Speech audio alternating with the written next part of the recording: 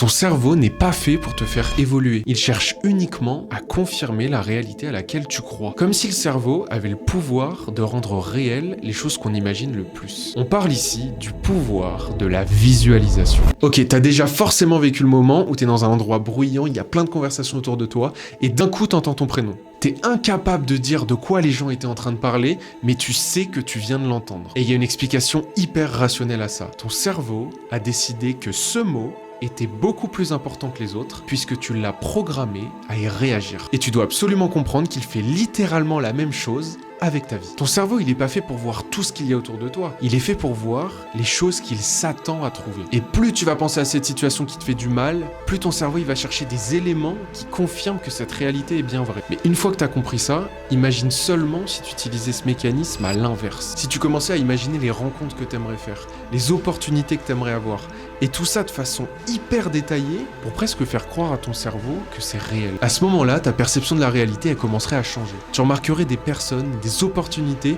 qui sont bien présentes et qui l'ont toujours été d'ailleurs, mais auxquelles ton cerveau n'était pas conditionné à porter de l'attention. Non pas parce qu'elles n'existaient pas, mais parce qu'elles ne faisaient pas partie de cette réalité à laquelle tu donnais de l'importance. C'était Toine, si t'aimes ce genre de vidéo, je te laisse t'abonner et je te dis à la prochaine.